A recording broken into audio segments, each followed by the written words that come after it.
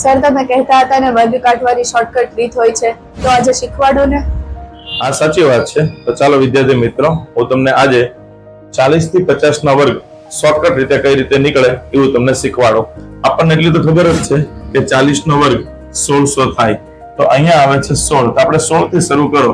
16, 17, 18, 19, 20, 21, 22, 23, 24 અને 25.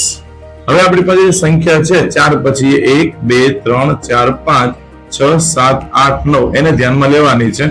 અહીંયા 9 છે તો આપણે અહીંયા લખવાના 81, એટલે 9 થી ચાલુ કરવાના, વર્ગ લખવાના. 81 એ 9 નો વર્ગ છે. 8 નો વર્ગ કેટલો થાય? 64. ત્યાર પછી 7 નો વર્ગ કેટલો થાય? 49. ત્યાર પછી 6 નો વર્ગ કેટલો થાય? 36. ત્યારબાદ 5 નો વર્ગ કેટલો થાય? 25. ત્યાર પછી 4 નો વર્ગ કેટલો થાય? 16. ત્યાર પછી 3 નો વર્ગ એ થાય 9. ત્યાર પછી 2 નો વર્ગ એ થાય 4 અને 1 નો વર્ગ 1 અને અહીંયા લખી દેવાનું 2 શૂન્ય.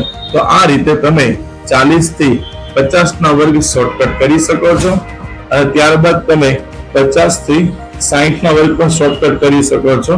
તે આપણે આગળ જણાવીશું.